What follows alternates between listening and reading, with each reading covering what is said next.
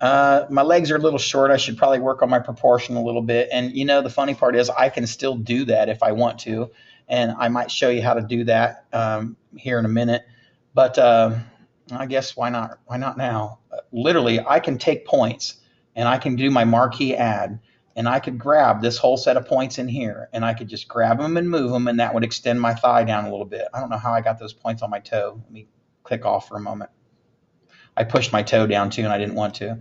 So again, I have no points selected right now. I use marquee add. I grab my points here, and then all I have to do, actually that was lines, points, I want to try points. So I grab just the points down here using marquee add.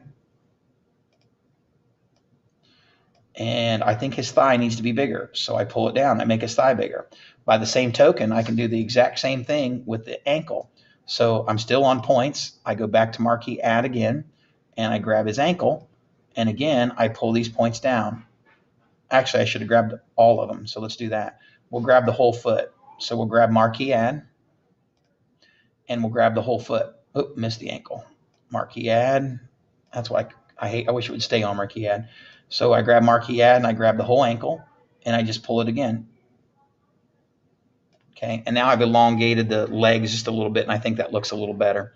So let's go ahead and make a quick arm for you. So same basic steps as the leg. I'm going to select faces, and this time I'm going to select one of the faces up here that come out of the shoulder, and I'll move this down. I'll square it up a little bit so we can see it. First step is to inset. So I'm going to bevel. And I'm going to grab the bevel tool and I'm going to move him in. And again, we're not thinking about the whole thickness of the arm. We're just thinking like a ball joint coming out of it. I got to click off so I can side to side scale. So I click off and I should be able to side to side scale now that I've chosen my face here. Where's my scale showing up? Oh, I've got both faces selected. I can't select both faces. There we go. Did I bevel the bottom of that foot? I beveled the bottom of that foot, but it's not going to matter. It is going to matter. It looks bad. I'll go back and get it later.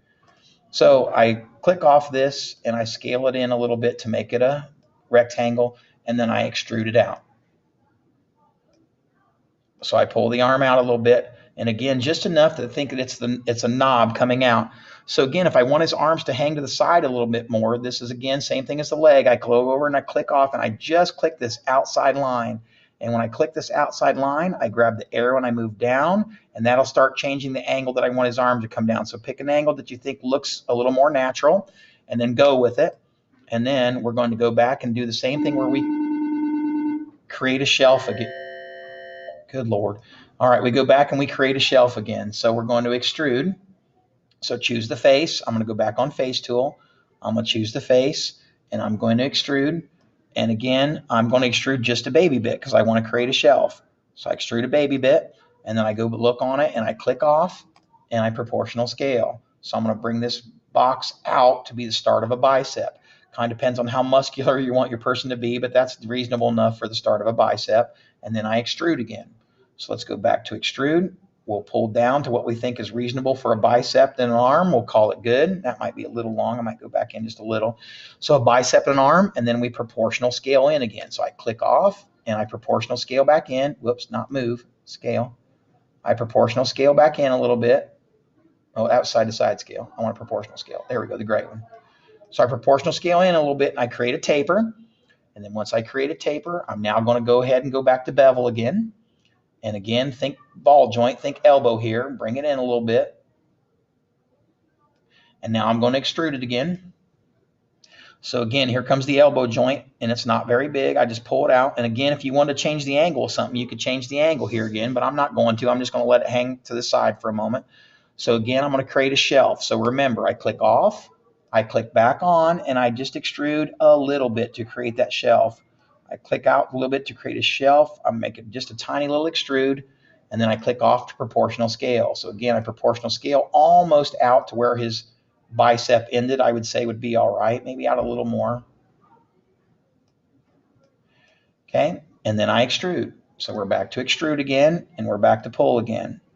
So this time I'm going to pull a forearm, and once I pull a forearm, I proportional scale the bottom again. So again, I just click off, and I proportional scale, and I pull back in until I look at it and I go, yep, that sounds about right. And then last but not least, we're going to make a hand. We'll make a really simple hand here. I'm just going to create a shelf, and I create a shelf by doing a small extrusion. So let's look at it again. Boom. Create a little extrusion again. Remember, shelves are just tiny extrusions. I go back and I'm going to proportional scale it out. So I'm going to click off and I'm going to pull the proportional scale. I'm going to come out. Okay, basically I'm making kind of a wrist here, and then I'm just going to extrude again. I'm going to pull out. That's probably a little long. It's probably a little short.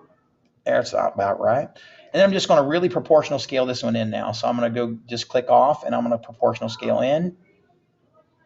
And I'm really going to come in pretty hard. So he's kind of going to have a robot hand. But there you go. You got a half of a blockman anyway. You guys still got the possibilities of messing around if you want to work on his feet. I messed up his feet when I was working with this, and we could work on that again. But same basic concepts are we're working on a blockman, and I want to see how you can do with that today. Thanks.